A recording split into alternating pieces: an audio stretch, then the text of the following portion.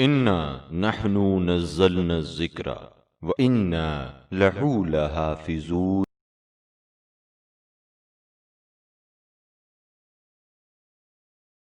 بسم اللہ الرحمن الرحیم۔ السلام علیکم، کیسے ہیں آپ سب؟ اب ہے سٹوری ٹائم۔ جیسا ہم جانتے ہیں کہ قرآن کا ہر ایک سورہ ایک الگ سٹوری ہوتی ہے، اور کیوں نہ ہو، اللہ کا کلام ہے، بہترین کلام ہے۔ تو آج جس سورہ کی سٹوری کے بارے میں ہم پڑھیں گے وہ ہے سورہ دہر۔ دہر کے معنی زمانے کے ہیں، ٹائم کے ہیں۔ یہ اس ٹائم کی بات ہے، اس زمانے کی بات ہے کہ جب انسان بہت حقیر تھا، بہت کمزور تھا، بہت ویک تھا، اور کیسے اللہ نے اسے ایک بڑا آدمی بنا دیا۔ تبھی سورہ دہر کو سورہ انسان بھی کہتے ہیں۔ سورہ دہر پنجتن پاک کی شان میں نازل ہوا ہے۔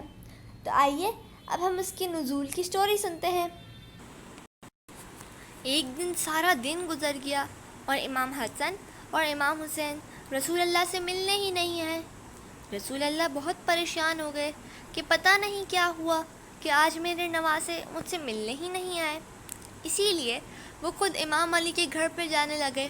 انہوں نے نوک کیا اور کہا، السلام علیکم یا اہل بیت النبوہ، آپ پر سلام ہو اے میرے اہل بیت، اے میرے گھر والوں، کیا میں اندر آ سکتا ہوں؟ امام علی نے دروازہ کھول کر سلام کا جواب دیا اور فرمایا، آ جائیے یا رسول اللہ، یہ آپ کا ہی گھر ہے، آپ کو کسی اجازت کی ضرورت نہیں ہے، آئیے اندر تشریف لے آئیے۔ رسول اللہ اپنے نواسوں سے ملنے کے لیے بہت بے چین تھے، اور وہ اور بھی زیادہ پریشان ہو گئے جب انہوں نے دیکھا کہ ان کے دونوں نواسے بستر پر لیٹے ہوئے ہیں اور انہیں شدید بخار ہے، بہت کمزور ہو گئے ہیں، بہت ویک ہو گئے ہیں۔ رسول اللہ کو یہ دیکھ کر آنکھوں میں آنسو آ گئے۔ انہوں نے دونوں نواسوں کو پیار کیا اور دونوں کو گلے لگایا، اور پھر امام علی سے فرمایا کہ آپ لوگ منت کیوں نہیں مانتے، نظر کیوں نہیں مانتے کہ اگر بچے صحت یاب ہو جائیں گے تو آپ لوگ روزہ رکھیں گے؟ امام علی نے کہا، جی آپ بالکل ٹھیک کہہ رہے ہیں یا رسول اللہ، میں منت مانتا ہوں کہ اگر میرے بچے صحت یاب ہو گئے تو میں 3 دن اللہ کی راہ میں روزہ رکھوں گا۔ انہیں دیکھ کر بی بی فاطمہ نے بھی منت مانی کہ ٹھیک ہے، پھر میں بھی 3 دن روزہ رکھوں گی۔ اور ماں باپ کو دیکھ کر دونوں بچوں نے بھی منت مانی کہ اگر ہم صحت یاب ہو گئے تو ٹھیک ہے، ہم بھی روزہ رکھیں گے 3 دن۔ پھر جو گھر کی کنیز تھی انہوں نے بھی سب کو دیکھ کر کہا، بی بی فضہ نے کہا کہ ٹھیک ہے، میں بھی 3 دن روزہ رکھوں گی۔ کچھ ہی دنوں میں بچے بالکل ٹھیک ہو گئے، صحت یاب ہو گئے، پہلے جیسے ہو گئے بالکل۔ اور پھر انہوں نے اپنی نظر پوری کی۔ ان کا پہلا روزہ تھا۔ مغرب سے تھوڑی دیر پہلے بی بی فاطمہ نے اور بی بی فضہ نے سب کے لیے روٹیاں بنانا شروع کی۔ گھر میں کھانا بہت کم تھا، کیونکہ ظاہر ہے یہ لوگ زیادہ تر تو زکوٰۃ میں ہی دے دیتے تھے۔ ان لوگ نے مل کے 5 روٹیاں بنائیں اور سب دسترخوان پر بیٹھ گئے اور امام علی کا ویٹ کرنے لگے کہ جب وہ مسجد سے آئیں گے تو سب مل کر افطاری کریں گے۔ امام علی بھی مسجد سے گھر پہ آ گئے اور بیٹھ گئے سب کے ساتھ۔ ابھی وہ لوگ روٹیاں کھانے ہی والے تھے، روزہ کھولنے ہی والے تھے کہ دروازے پر نوک ہوا اور ایک آواز آئی، السلام علیکم یا اہل بیت، میں غریب ہوں، میں فقیر ہوں، بہت بھوکا ہوں، بہت دنوں سے کچھ بھی نہیں کھایا ہے، پلیز مجھے کچھ کھانے کو دے دیں پلیز۔ اور پھر اگر آپ نے مجھے ایسا دیا تو میں اللہ کی بارگاہ میں آپ سے دعا کروں گا، اللہ آپ کو بہت کچھ عطا کرے گا۔ اسے دیکھ کر امام علی کھڑے ہوئے اور انہوں نے اپنی روٹی دی۔ امام علی کو دیکھ کر بی بی فاطمہ نے بھی اپنی روٹی دے دی۔ یہ دیکھ کر دونوں بچے بھی تیار ہو گئے اور انہوں نے بھی اپنی اپنی روٹیاں دے دی۔ اور جب سب روٹیاں دینے لگے تو بی بی فضہ نے بھی اپنی روٹی دینے کا کہا۔ وہ فقیر بہت خوش ہوا اور دعائیں دیتے ہوئے گھر سے چلا گیا۔ سب نے اسی دن پانی سے ہی روزہ کھول لیا اور کچھ بھی نہیں کھایا، اور پھر سب ویسے ہی اللہ کی عبادت میں مصروف ہو گئے۔ اگلے دن دوسرا روزہ تھا۔ پھر سے بی بی فاطمہ اور بی بی فضہ نے مل کر روٹیاں بنائیں، 5 روٹیاں بنائیں۔ امام علی مسجد سے گھر آئے، سب مل کر بیٹھے اور کھانا کھانے ہی والے تھے کہ پھر سے ایک نوک ہوا اور ایک آواز آئی، السلام علیکم، میں یتیم ہوں، بہت بھوکا ہوں، پلیز مجھے کچھ کھانے کو دے دیں، بہت دنوں سے میں نے کچھ نہیں کھایا۔ سب نے مل کر پھر سے اسے ساری روٹیاں دے دیں۔ یتیم خوشی کے مارے رونے لگ گیا اور خوشی خوشی دعائیں دیتا ہوا اپنے گھر کی طرف چلا گیا۔ یہ دوسرا دن ہو گیا تھا اور اہل بیت نے کچھ بھی نہیں کھایا تھا، پانی سے ہی افطار کر لیتے تھے۔ اب دونوں بچے بہت کمزور ہو گئے تھے کیونکہ ظاہر ہے 2 دن سے کچھ بھی نہیں کھایا تھا۔ پھر سے سب عبادت میں مصروف ہو گئے، لیکن دونوں بچے بہت بیمار اور کمزور ہو گئے تھے، بہت ویک ہو گئے تھے۔ بی بی فاطمہ بھی بہت ویک ہو گئی تھیں۔ مغرب کا ٹائم ہوا، پھر سے بی بی فاطمہ اور بی بی فضہ نے مل کر سب کے لیے روٹیاں پکائیں، 5 روٹیاں۔ پھر سے امام علی گھر پر آئے اور سب کھانا کھانے کے لیے بیٹھ گئے۔ پھر سے نوک ہوا اور باہر سے آواز آئی، میں قیدی ہوں، میں اسیر ہوں، میں نے بہت دنوں سے کچھ نہیں کھایا، پلیز مجھے کچھ کھانے کے لیے دے دیں، آپ کے گھر سے تو کوئی خالی ہاتھ نہیں جاتا، پلیز مجھے کچھ کھانے کو دے دیں۔ فقیر کی آواز سن کر پھر سے سب نے مل کر اپنی روٹیاں دے دیں اور سب نے پھر سے پانی سے ہی افطاری کر لی۔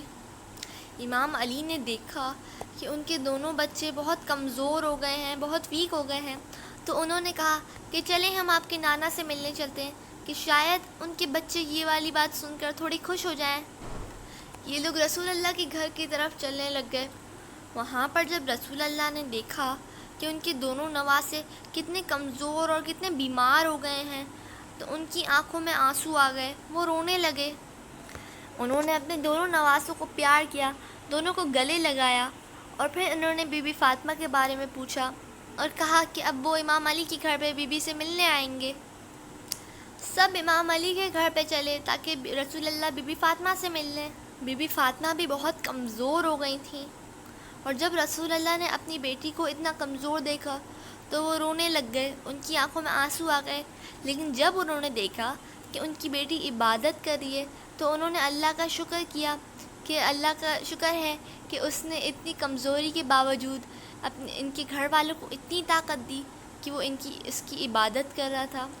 پورے گھر میں جنت کی خوشبو پھیل گئی اچانک اور حضرت جبرائیل نے نوک کیا۔ اب آپ تو جانتے ہیں کہ بی بی کے گھر میں فرشتے نوک کیے بغیر نہیں آتے تھے۔ پھر حضرت جبرائیل نے رسول اللہ سے فرمایا کہ اللہ آپ کو مبارکباد دیتا ہے کہ آپ کے پاس اتنے اچھے اہل بیت ہیں، اتنے اچھے گھر والے ہیں۔ اور پھر حضرت جبرائیل نے سورہ سنایا، سورہ دہر، اور پھر بتایا کہ اللہ نے ان سب پر احسان کیا ہے، اور وہ احسان یہ تھا کہ اچانک سے سب کی بھوک مٹ گئی، سب پہلے جیسے ہو گئے۔ امام حسن، امام حسین اور کسی کو بھی کوئی بھی کمزوری محسوس نہیں ہو رہی تھی۔ سب نے اللہ کا شکر ادا کیا اور سب پھر سے عبادت میں لگ گئے اور اللہ کا شکر ادا کرنے لگے۔ تو کیسی لگی آپ سب کو یہ سٹوری؟ یہ ہے سورہ دہر کا شان نزول، یعنی کس بارے میں وہ شان نازل ہوئی ہے۔ اب پورے سورہ دہر میں جو 3 مین آیتیں ہیں جو اس واقعے کا بتاتی ہیں وہ یہ ہیں: بسم اللہ الرحمن الرحیم، یوفون بالنذر ویخافون یوما کان شرہ مستطیرا۔ یہ لوگ نظریں پوری کرتے ہیں اور اس دن سے جس کی سختی پھیل رہی ہوگی خوف رکھتے ہیں۔ ترجمے کا مطلب یہ ہے کہ یہ لوگ یعنی پنجتن اللہ سے کیا ہوا وعدہ، نظر، منت پوری کرتے ہیں اور قیامت کے دن سے ڈرتے ہیں جب سب بہت شدید ڈرے ہوئے ہوں گے۔ وَيُطْعِمُونَ الطَّعَامَ عَلَى حُبِّهِ مِسْكِينًا وَيَتِيمًا وَأَسِيرًا۔ اور باوجود یہ کہ ان کو خود طعام کی خواہش اور حاجت ہے، فقیروں اور یتیموں اور قیدیوں کو کھلاتے ہیں۔ یعنی اب دیکھیں، طعام مینس کھانا، طعام کا مطلب کھانا، اور اس میں لکھا ہے کہ انہیں خود کو بھی کھانا تھا، بھوک لگ رہی تھی انہیں، ظاہر ہے 3 دن سے کچھ نہیں کھایا تھا، پھر بھی انہوں نے فقیر، یتیم اور قیدیوں کو کھلایا تھا۔ انما نطعمکم لوجہ اللہ لا نرید منکم جزاء ولا شکورا۔ اور کہتے ہیں کہ ہم تو خالص اللہ کے لیے کھلاتے ہیں، نہ تم سے عوض کے خواستگار ہیں اور نہ شکر گزاری کے طلبگار۔ اور انہوں نے کہا کہ ہم تو صرف اللہ کے لیے کھلاتے ہیں، ہم لوگ کو تم اس کا کوئی بدلہ نہیں چاہیے اور نہ ہم لوگ کو تم لوگ کا تھینکس چاہیے۔ یعنی آپ نے دیکھا کہ کتنے اچھے ہیں ہمارے اہل بیت کہ وہ بول رہے ہیں کہ ہم لوگ کو آپ لوگ کا تھینکس بھی نہیں چاہیے، نہ یہ کہ آپ ہم پر ایسا کچھ ہمارے ساتھ بھی اتنا کچھ اچھے سے پیش آئیں۔ آپ دیکھیں کتنے اچھے ہیں۔ اب ہم بھی کوشش کریں گے کہ جب بھی کوئی فقیر آئے یا کوئی مسکین آئے ہم بھی اسے کھانا کھلائیں۔ ہمیں چاہیے کہ اللہ سے دعا کریں کہ اللہ ہمیں بھی توفیق دے کہ ہم اہل بیت کی سیرت کو فالو کریں اور اچھے انسان بنیں۔ سبسکرائب کیجئے ذکر ٹی وی اور اس علم کے سفر میں ہمارے قدم کے ساتھ قدم ملائیے۔